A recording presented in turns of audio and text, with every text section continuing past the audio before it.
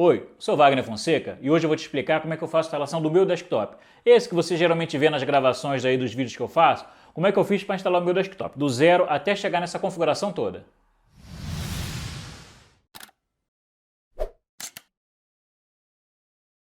Então, pessoal, vou mostrar aqui como é que eu faço a instalação do meu desktop.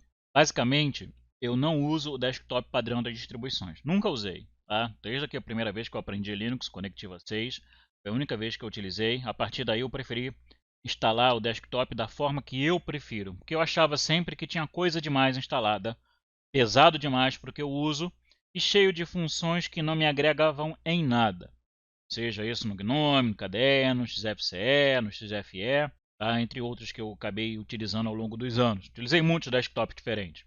Então o que me interessa aqui é mostrar exatamente como é que é o meu desktop, fazer alguns videozinhos, mostrar como é que eu instalei e o que eu coloquei, como é que funciona. Então basicamente está aqui uma máquina virtual com Debian, quer dizer, máquina virtual preparada para ter o Debian, porque não tem nada instalado. Eu vou adicionar aqui o armazenamento, tá? Eu uso o Debian NetInst para instalar. Por que eu não baixo o CD completo? Porque eu não vou fazer a instalação desktop padrão, eu vou fazer a instalação mínima. E isso é a mesma coisa que eu faço com o Ubuntu e que eu faço com o CentOS quando eu preciso do CentOS desktop. Tá? Então vou fazer a instalação mínima e escolher os pacotes que eu realmente necessito ali dentro. Se é a máquina.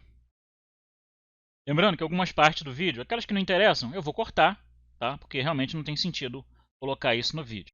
Tanto faz se a Graphical Installation ou a instalação em modo texto, tá? O que eu vou escolher é que vai determinar o tipo de instalação final. Aqui, diferente do Ubuntu, tá? Não tem uma versão server para instalar no Debian. Então eu uso o Ubuntu Mini, que é uma instalaçãozinha de 30 MB, e os pacotes, tanto aqui também no Debian, vão ser baixados da internet. Então eu não vou ter o CD com todos os programas já instalados no CD, né? Já gravados no CD. O que eu vou ter é um CD com o mínimo do sistema, para a partir daí ele baixar o resto e construir o sistema. Mesmo que for o sistema só em modo texto, ele vai baixar tudo que precisa da internet. O CD é só para ter um instalador e uns pacotes básicos.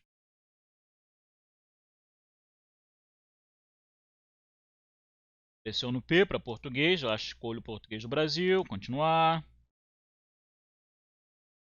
Teclado português brasileiro. A não ser que você tenha um teclado inglês americano com acentos, mas o meu aqui é português brasileiro. Esse note foi comprado aqui. O layout do teclado é importante para que você tenha a correta configuração de teclas e acentos. Lembrando que os acentos basicamente só existem em idiomas latinos, cirílicos, tal. O inglês e os idiomas nessa base não usam essa quantidade de acentuação que a gente tem. Ele está tentando configurar a máquina, tá?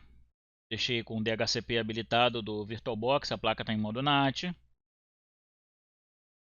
Vou botar um nome desktop, que não é o nome da minha máquina. Minhas máquinas têm nome de a ver com coisas de nerd. Allspark, Cybertron, o NET é Minispark. Tem o a Energon, então, coisa assim. Não tem domínio. Bora. A senha do administrador. Vou botar 123. Esse não é a senha do meu administrador, tá?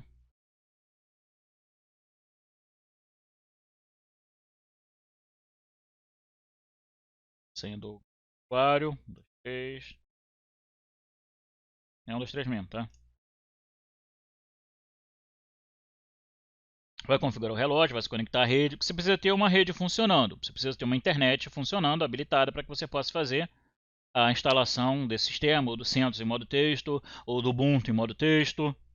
Eu vou fazer depois um vídeo mostrando só a instalação quando eu estou voltado para servidores, quando eu quero construir um servidor de alguma coisa numa dessas distribuições. Agora é para o desktop, para sanar a dúvida do pessoal aí. Particionador. Você pode deixar ele usar o disco inteiro, tá? Da forma dele. Basicamente, quando eu vou fazer, tá? Um HDzinho pequeno aqui, tá? Só do VirtualBox mesmo. Quando eu estou fazendo a minha instalação, faço da seguinte forma. Tá? Vou usar esse disco mesmo, continuar. Criar uma nova tabela de partições. Se é um disco novo, que nunca foi usado, ele não tem uma tabela de partições. A tabela que nós usamos é a tabela padrão MS-DOS. Para discos grandes mesmo, acima de 1 TB, 2, a gente já pode usar as tabelas GPT. E aí são diferentes, que eles podem suportar discos maiores do que 4 teras e tal, mas 2 teras, desculpa, 2 teras e tal, mas a gente vai usar aqui a MS-DOS, que são pequenos gigas. Mas aí vai te oferecer uma nova tabela de partição e vai ser GPT. Criar uma nova tabela nesse disco, claro que eu quero criar uma nova tabela de partição para eu poder particionar, para eu poder dividir o HD. Eu vou criar uma nova partição no A. Essa partição ela vai ter, digamos que eu vou botar aí um tamanho bom para o sistema. O sistema vai ser 4 GB, botar 6 GB. É primária, você pode criar até 4 primárias, se não for criar mais que isso, não precisa criar lógica no início do disco. Blocos reservados, eu não vou reservar 5% dos blocos caso o HD encher para o root, vou deixar 1%. Geralmente eu deixo 0 porque eu utilizo o meu usuário para logar com o administrador, tá? Para remover áreas de disco, dados do disco que estão enchendo para eu poder usar o disco normalmente. Finalizar a configuração da partição, nova partição. Criar aqui uma partição de 2.6. Não vou criar swap aqui porque eu quero fazer uma demonstração. Mas geralmente você cria swap se você não tem RAM suficiente ou precisa fazer algum processamento que vai utilizar mais RAM do que você tem, às vezes renderizando alguma coisa, tal. Então você cria uma swap. Eu não vou criar no momento. Mas você pode criar. Geralmente você cria com o mesmo tamanho da RAM. Não tem uma regra 2 vezes meia, 3 vezes, 4 vezes, não é. Depende do que você vai usar. Se você nunca vai processar nada de vídeo, nenhum processamento pesado que realmente vai chegar na RAM, não precisa de tanta coisa. Às vezes nem de RAM. Na minha máquina, na verdade, eu nem tenho memória RAM no host físico. Eu tenho 16 GB e não tenho memória swap para isso. Aqui eu vou criar separado para mostrar como é que eu faço na minha máquina. Eu vou criar uma nova partição, primária também. E essa partição é o home. No meu caso, eu criei o meu home na primeira vez que eu instalei o sistema. Tá? É o mesmo home desde então. O que eu faço é toda vez que eu quero reinstalar, que eu quero mudar para o Gentoo agora, eu quero voltar para o Ubuntu, quero ficar com Debian, quero usar um novo Fedora, às vezes eu faço isso, estou de saco cheio da minha distribuição, mudo. Eu faço o seguinte, eu mantenho o mesmo home com todas as configurações, arquivos e tudo, não formato essa partição, tem opção para você não formatar, digo que o ponto de montagem dela vai ser o próprio /home, e aí eu só formato a partição que vai o sistema, o barra em si, e aí eu mantenho tudo que eu tinha antes.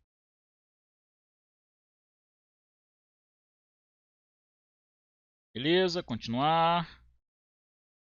Continuar, finalizar a configuração. Eu esqueço de marcar isso aqui. Continuar. Não quero voltar ao menu do particionamento, porque eu não vou ter swap. Não quero. Eu quero alterar o disco, escrever todas as mudanças que eu fiz no disco, porque tudo que eu fiz agora foi só simulação do que vai ser feito. Agora foi. Agora vai instalar o sistema básico. Deixar ele instalar, que é rapidinho. Enquanto isso, vou estar explicando por que eu estou fazendo essa instalação do sistema básico. Porque se você pensa no ambiente desktop, veja bem, não estou falando de Linux com área gráfica. A área gráfica é o servidor gráfico. O servidor gráfico é o cara que proporciona os programas gráficos falarem com o sistema. Ele que proporciona o uso do mouse, a tela, recursos de 3D, caso seja oferecido pelo sistema operacional, pela placa do hardware que você tem. Ele que proporciona movimentação na área gráfica. Eu vou demonstrar isso inclusive, tá? Vou demonstrar para vocês o que é um Linux com servidor gráfico. Vocês vão entender que é diferente do Linux com um ambiente de desktop ou com um gerenciador de janelas. A gente fala ambiente de desktop porque esses programas que gerenciam janelas hoje, como GNOME, KDEX, FCE e alguns outros aí, eles trazem uma gama de programas, um conjunto de programas que faz com que você tenha várias funcionalidades a mais, não só desenhar janelas, não só permitir maximizar, minimizar e mover. Eles fazem que você tenha também a capacidade de formatar, particionar, gerenciar fontes, gerenciar discos, gerenciar sistemas, monitorar dados. Entendeu? Ele permite que você faça um monte de outras coisas. Ele quer saber se eu vou ler outro CD ou DVD, caso eu tenha, aí em vez de baixar da internet, ele instalaria a partir dos CDs ou DVDs que eu forneceria. Não tenho, vou direto para a internet. O país de onde eu vou baixar, Brasil, tá? Pensando em latência, eu vou baixar da Brasil mesmo. Vou deixar um repositório qualquer, eu gosto do FPR. No meu caso aqui eu não tenho proxy, estou conectado direto à internet. Caso você tenha proxy, vai colocar aqui nesse formato, se tiver proxy com usuário e senha, ó. Você vai colocar nesse formato, por exemplo, http proxy.casa.local 8080. Aqui já vai para o proxy sem usuário e senha. Não, eu tenho usuário e senha. Ah, tem? Então tá, beleza. Wagner, arroba, 123, que seria o meu... Opa, desculpa, arroba não, 123, que seria meu usuário e a senha, arroba, qual é a máquina, proxy casa local na porta 8080. Então essa é a configuração, caso você tenha um proxy para utilizar aí, a barra no final, com usuário e senha. Não é o meu caso, tá? Aqui usuário, 2 pontos a senha, endereço, 2 pontos a porta. Não é o meu caso, nada, nada, nada.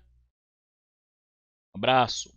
Continuando, agora ele vai configurar o apt, ou seja, ele vai configurar para que o instalador de pacotes saiba quantos pacotes tem disponíveis nesse servidor que eu escolhi, e a partir daí ele possa me oferecer um perfil de instalação. Eu, na verdade, vou acabar que não vou usar, tá?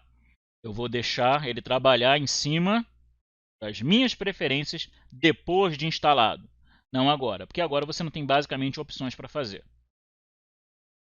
Você fica limitado nessa instalação.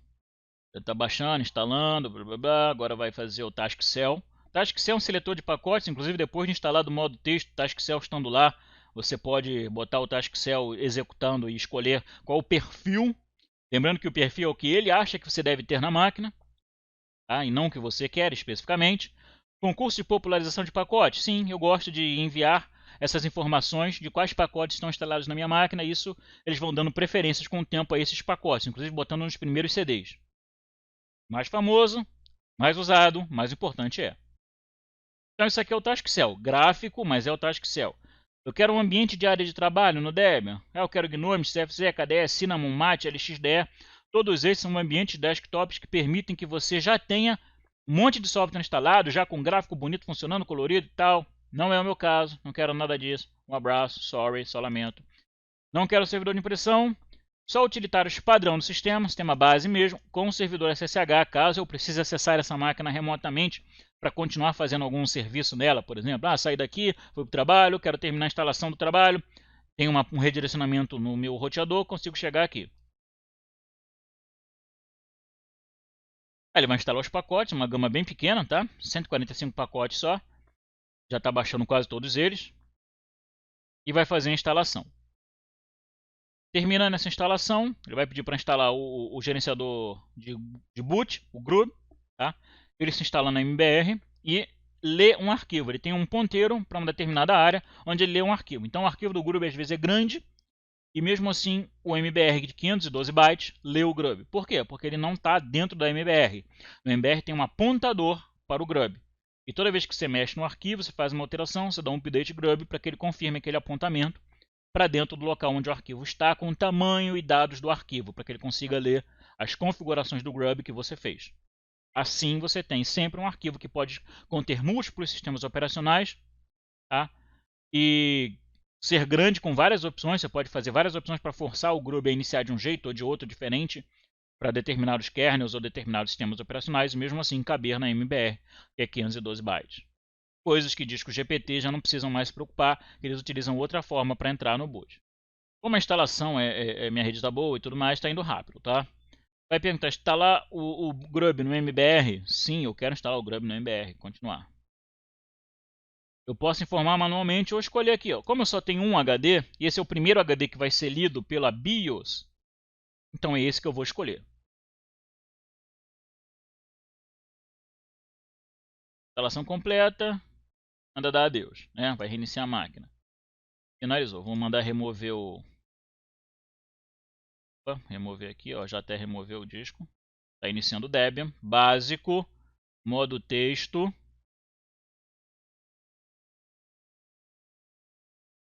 Pronto, iniciou. Vou logar como administrador, porque é quem pode fazer instalação ou não de programas. Tá? E agora eu vou mostrar exatamente como eu faço. Só que eu vou fazer um acesso remoto. Tá?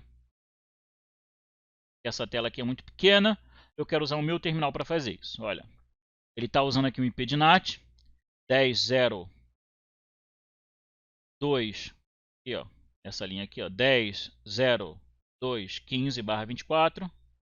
Ligar. Vou colocar esse cara aqui para usar a minha placa de rede da máquina. A minha rede vai ser em modo bridge, vai usar a mesma placa que eu uso, que é a minha wireless. Ok. Dei 2 cliques para iniciar.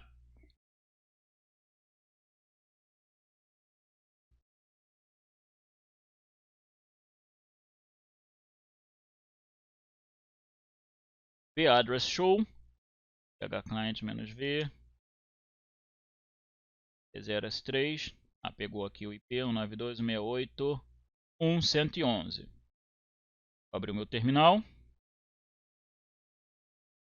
onde eu posso ter a tela toda e vou acessar ssh root @192.168.1.111.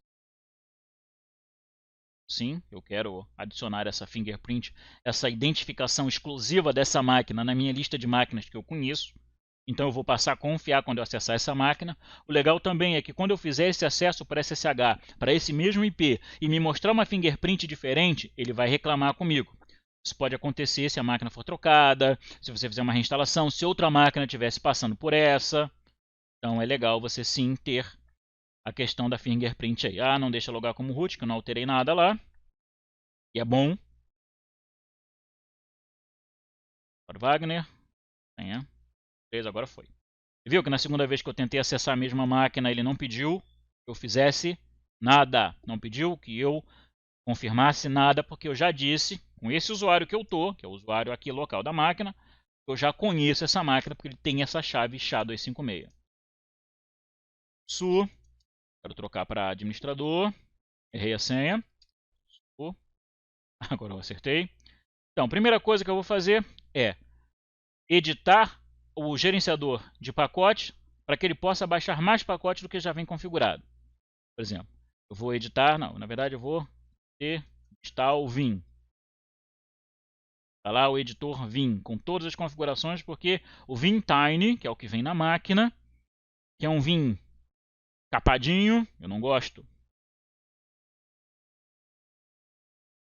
Então, tchau, vim tiny. Quero vim inteiro, com todas as funções dele, que eu uso muito. /etc apt sources.list. Então, nada de cd-rom, porque não tem mesmo. Estou utilizando aqui o dd, né? Tecla dd para apagar.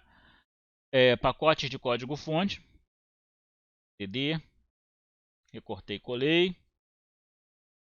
E colei. Tá? Então, eu gosto de fazer isso aqui. Tá, tudo bem. Você pode dizer que eu tenho alguma obsessão por arrumação? Talvez eu tenha. Pacotes compilados. Agora, códigos fonte. Se quiser instalar código fonte.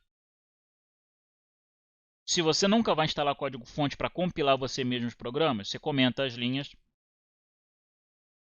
Esses aqui, eu só tenho os pacotes da categoria main, os principais. Eu quero os pacotes de contribuição e os pacotes cuja licença não seja necessariamente livre.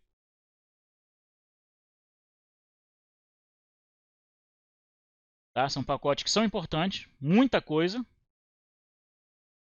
mas não necessariamente uma licença GPL, BSD, entre outras. Tá? Apache, então eu preciso desses caras. Atualizo minha lista. PT update. E agora eu vou ter bem mais pacotes para instalar. Vou começar a construir a minha máquina. Primeira coisa que eu faço quando eu vou construir o meu ambiente é instalar o servidor gráfico, que é o cara que proporciona a execução de janelas gráficas bonitinhas. Se você instalar algum programa e não tiver o servidor gráfico, você não roda ele. Por exemplo, um terminal aqui, o Xterm. O próprio Xterm já vai pedir uma porção de pacotes do servidor gráfico, um X11 Common, um X11 Útil, Xbitmaps, mas eu não vou ter o necessário para funcionar. Vou mostrar agora funcionando como servidor gráfico, na verdade. Então vamos instalar aqui. Install Xorg. X.org. O Xorg é o servidor gráfico que a gente usa nos Linux. Antigamente a gente usava o XFree 86. O XFree 86 mudou de licença, houve um fork, o pessoal começou a trabalhar no Xorg, que evoluiu muito em relação ao XFree, mais rápido, melhor. Um dos primeiros a usar foi o Ubuntu, tá? Mas hoje em dia a gente tem um servidor que está ganhando cada vez mais espaço, que é o Wayland. Ele é mais leve, ele é mais inteligente, ele é modular, muito modular, mas ele ainda não fala direito com as placas de vídeo 3D. Não fala. Então não adianta que seus jogos não vão rodar no Wayland, tá? Ou não vão rodar como deveriam. Portanto, os drivers da NVIDIA, os drivers da AMD, você vai precisar do Xorg. Mas esperamos que quanto mais distribuições adotarem, mais gente vai estar usando, mais rápido vão fazer drivers para o Wayland. Por enquanto é o Xorg. Servidor gráfico sem nenhum gerenciador de janelas. São 58 MB de download. Download e instalação está sendo rápido. Não há necessidade de eu parar o vídeo agora porque 4 MB de download está indo rápido. Vou mostrar o sistema. Quando eu instalo um GNOME com os pacotes básicos que eu gosto, aí eu vou mostrar para vocês. Vou cortar o vídeo e voltar só quando estiver pronto. Porque é muita coisa, muita coisa. Veja aqui que instalou. Xserver Xorg Core, Xserver Xorg Video Radeon, VESA AMD GPU, Wacom Input, Video ATI Intel, Novo. Novo é o driver padrão que utiliza quando é placas 3D. Tá? FBdev para Frame Buffer. Quando você quer usar o Frame Buffer da máquina, existe um servidor que não é o Xorg. Ele é bem pequeno, mas ele serve para máquinas minúsculas, como por exemplo você usa no Linux Tiny Core. O que acontece aqui? Input all para dispositivos de input, mouse, teclado, video all. Então são os drivers do próprio do Xorg, do servidor gráfico.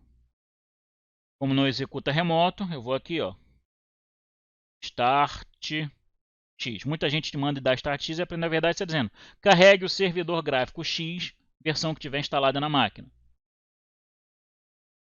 Eu estou aqui, ele já abriu um Xterm, tá? Ó, vou andar aqui, ó.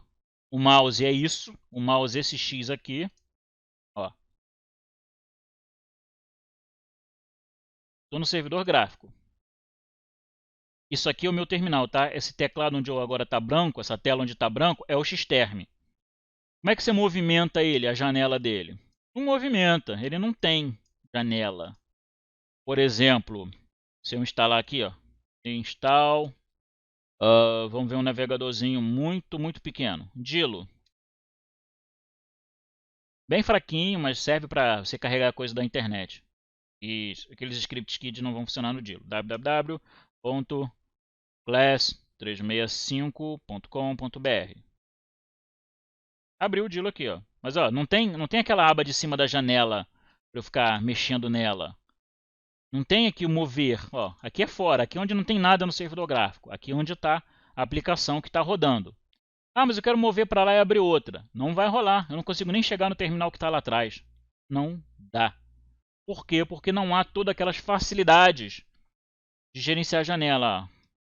E não dá para esticar a janela? Não dá para diminuir a janela? Não dá.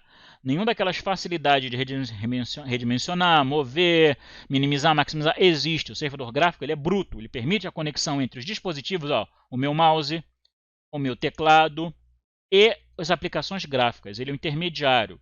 Por isso que é chamado servidor gráfico, um Xserver. É um sistema de cliente-servidor. O cliente é a aplicação gráfica e o servidor é o Xorg. E ele fornece esses recursos para as aplicações gráficas. Só que usar uma máquina só com isso é um pé naquele lugar. Pode ver que o Dilo também não carrega um monte de firula. Ele é um browser bem simples, mas quebra um galhão para você trabalhar no modo texto. No modo gráfico, desculpe, com poucos recursos. Vou pegar aqui, vou limpar. Pô, mas e fechar? E fechar o que, amigo? Existe isso não. Help, back, voltar para a tela anterior, abrir arquivo, ó. Abrir arquivo. Então, sei lá. Não tem fechar, não tem nada. Vou clicar aqui em cima, vai tentar cair na tela de trás, vou dar um Ctrl C. E fechou. Só isso. Então, isso aqui é um servidor gráfico. É um serviço que permite programas gráficos se conectarem aos hardwares da máquina através da tradução do servidor. É uma arquitetura cliente-servidor como quase tudo você usa hoje em dia. Só que usar esse cara não dá. Existe, ó, que bonitinho. Voltou para o modo texto, legal.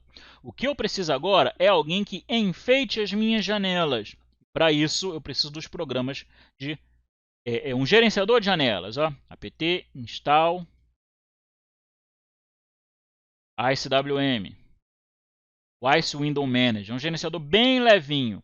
Mas olha quantos recursos ele já traz, 34 megas, tá? Se eu quiser um gerenciador bem levinho, tá aí. Tem mais leves, tem, ó, por exemplo,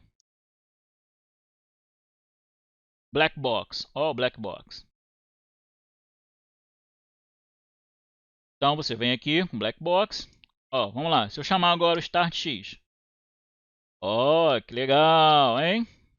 Eu já tenho um mouse funcional, um botão, ó. Eu posso clicar no Xterm.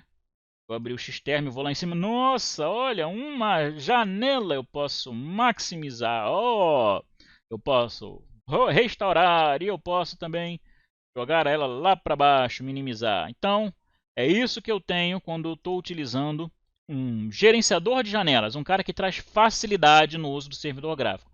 Só que, cara, é pouquíssima coisa que ele traz de facilidade. E aí entra os ambientes grandes, que tem um monte de ferramentas. Como é o caso, por exemplo, do Gnome, KDE, Mate, Cinnamon, LXDE, XFCE, coisa e tal. No meu caso, eu prefiro o Gnome e eu vou mostrar agora como é que eu faço o meu Gnome funcionar sem instalar uma tonelada de programas. Basicamente, apt install, Gnome Core, tá? É só os programas base do Gnome, que já é coisa beça. Gnome Shell, porque eu gosto do Gnome Shell, não gosto daquela fallback, aquela tela antiga. Tá? Eu gosto do Gnome Shell, da estrutura. E Gnome Shell Extensions. Vou limpar aqui a tela, botar aqui em cima. Ó. Gnome Core, Gnome Shell e Gnome Shell Extensions. Isso é o mínimo do Gnome. Preciso de um terminal para rodar comandos. Não gosto do Xterm. Gnome Terminal. Tá? Preciso de um terminal para rodar comando. Então, Gnome Terminal. Ponto. A partir daí, eu vou trabalhar em cima do Gnome depois. Mas olha só isso são 300 megas, 700 pacotes e 1.200 de mega em disco, 1.2 GB em disco. Isso é usado. Então, vou deixar baixando e eu volto quando já tiver tudo instalado para a gente poder entrar no servidor gráfico. Inclusive, ele vai instalar um pacote também. Eu consigo mostrar ele aqui. Letra G, GDM3, que é um gerenciador de login, que é aquele cara que fica esperando você botar nome e senha para entrar no servidor gráfico. Existem vários para Linux. O do Gnome é o GDM, o do KDE é o KDM, do LXDE é o LXDM, o XFCE eu não sei, tinha o Enlightenment, que tinha o dele, e assim vai. Cada um com seu respectivo gerenciador, mas um gerenciador pode abrir qualquer um gerenciador de login pode abrir qualquer gerenciador de janelas, qualquer ambiente desktop que esteja instalado. Não é do o Gnome só abre Gnome não, nem nada desse tipo. Então vamos deixar instalando. Eu volto daqui a pouco com tudo pronto, reiniciando a máquina. Guarda aí.